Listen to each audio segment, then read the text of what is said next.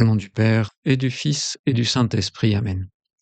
Mon Seigneur et mon Dieu, je crois fermement que tu es ici, que tu me vois, que tu m'entends. Je t'adore avec profonde révérence. Je te demande le pardon de mes péchés et la grâce de faire avec profit ce moment de prière. Marie, ma Mère Immaculée, Saint Joseph et mon ange gardien, intercédez pour moi. Tu te souviens peut-être, cher auditeur, des 10 minutes avec Jésus, de la neuvaine à l'Immaculée Conception que nous avions diffusée du 30 novembre au 8 décembre. Pendant 9 jours, nous avons pu écouter des méditations sur la Sainte Vierge et nous préparer à la grande fête de Marie toute pure. Aujourd'hui, nous commençons une série de 9 jours qui nous mènera jusqu'à la grande solennité de Noël, jusqu'au 25 décembre. C'est, pour ainsi dire, la dernière ligne droite jusqu'à Noël.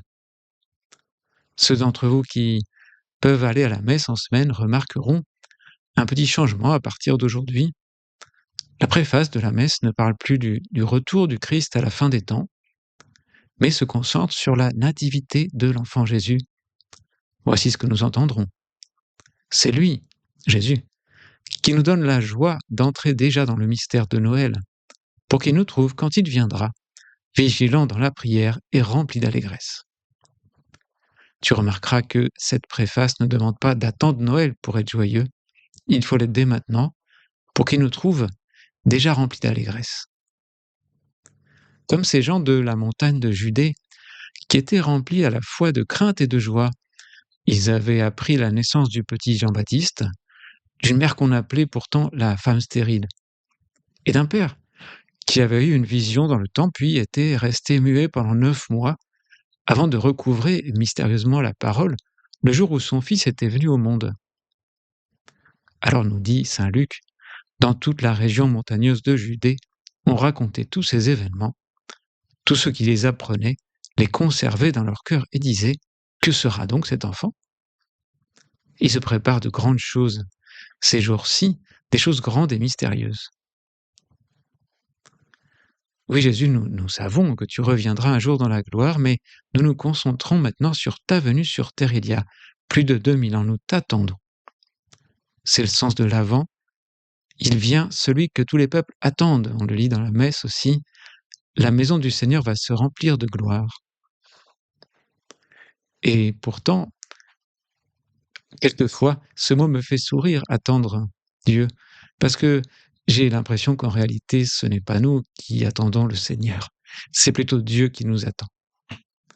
Il attend que nous lâchions nos jouets d'enfants qui nous fascinent tant.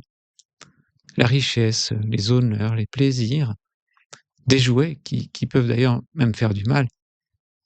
Dieu attend. Il attend un peu d'attention de notre Père, de notre part. Dans nos journées si pleines, pas toujours pleines de plein, d'ailleurs parfois pleines de vide. Dieu attend notre attention, notre prière. Ces jours-ci, en préparant une retraite, je suis tombé sur un petit texte amusant que tu connais peut-être. Il est prononcé par quelqu'un qui n'est pas présenté. Voici ce qu'il dit. Quand tu t'es réveillé ce matin, je t'ai regardé et j'ai espéré que tu m'adresses la parole, ne serait-ce que pour me dire quelques mots, ou pour me demander mon avis, ou bien encore pour me remercier de quelque chose qui te serait arrivé. Mais apparemment, tu étais trop occupé à choisir tes vêtements. Quand tu courais partout dans ton appartement pour te préparer, je savais que tu t'arrêterais quelques minutes pour me dire bonjour, mais tu étais encore trop occupé.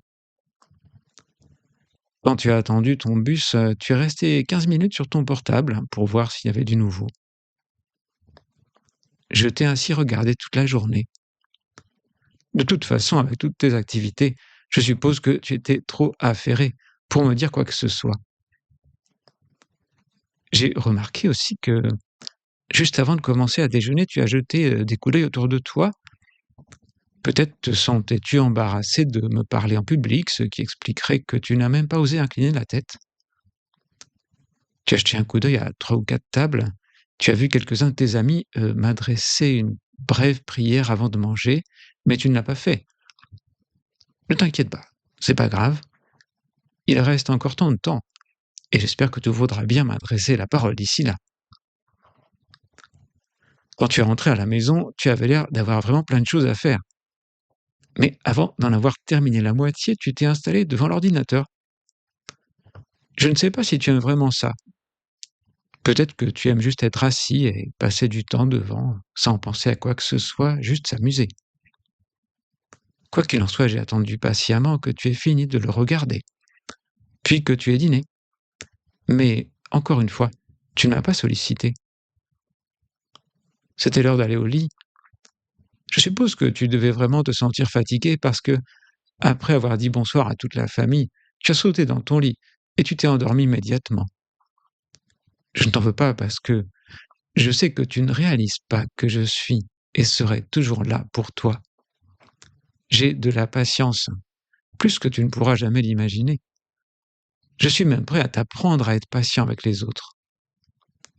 Je t'aime tellement que je suis prêt à attendre chaque jour un remerciement de ta part, une prière, une petite pensée, ou même simplement un hochement de tête.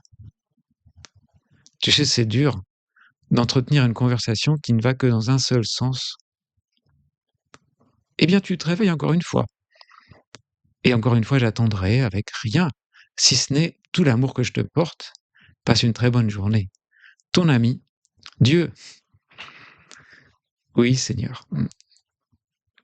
Je suis censé t'attendre, mais je voudrais surtout ne pas te faire attendre.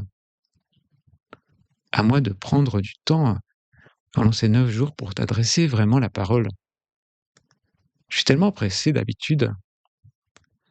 Je suis obligé, je me crois obligé d'écouter les 10 minutes avec Jésus pendant ma toilette ou mon petit déjeuner, que j'ai pas beaucoup de temps.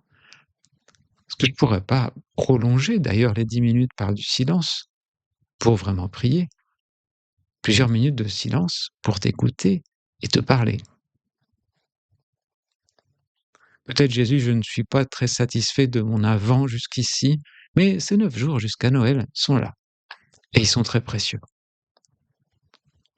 Je veux me laisser conduire par l'évangile quotidien. Aujourd'hui, ce sera la généalogie de Jésus, qui peut nous paraître un peu ennuyeuse. Abraham engendra Isaac, Isaac engendra Jacob, Jacob engendra Judas et ses frères, etc. Pourtant, c'est important, Jésus, que tu aies eu des ancêtres comme nous. Ça signifie que tu t'es vraiment fait l'un d'entre nous. Cela nous montre que tu n'es pas un héros de film ou de mythologie. Dans ta généalogie, d'ailleurs, il y a quelques pécheurs notoires. Je vois, Seigneur, que tu es comme une locomotive qui prend en charge tout un convoi. C'est le convoi de l'humanité. Tu prends en charge l'humanité entière pour la sauver. Jeudi, demain, nous lirons l'annonce à Joseph. Ne crains pas de prendre chez toi Marie ton épouse, puisque l'enfant qui est engendré en elle vient de l'Esprit Saint. Vendredi, nous lirons l'annonce à Zacharie. Sois sans crainte, Zacharie, car ta supplication est exaucée. Ta femme Élisabeth mettra au monde pour toi un fils, et tu lui donneras le nom de Jean. Samedi, ce sera l'annonce à Marie. Sois sans crainte, Marie, car tu as trouvé grâce auprès de Dieu. Voici que tu vas concevoir et enfanter un fils. Tu lui donneras le nom de Jésus. Et la semaine prochaine, après le 4e dimanche de l'Avent, ce sera le Magnificat de Marie, puis le récit de la naissance de Jean-Baptiste, et enfin les paroles de Zacharie à la naissance de cet enfant qui sera le précurseur de Jésus, le fameux Benedictus. Alors vraiment de grandes et belles choses se préparent ces jours-ci, quelle que soit ma vie. Peu importe que nous soyons peut-être un peu fatigués ou affaiblis. L'important, c'est ce que Dieu fait. L'important, c'est toujours Dieu. Pendant 9 jours, soyons fidèles à la prière, à l'amour des gens qui nous entourent, pour qu'ils nous trouvent, quand il viendra, vigilants dans la prière et remplis d'allégresse. Je te remercie, mon Dieu, des bonnes résolutions, des actes d'amour et des inspirations que tu m'as communiqués dans cette méditation. Je te demande de m'aider à les mettre en pratique. Marie, ma mère immaculée, Saint Joseph et mon ange gardien, intercédez pour moi.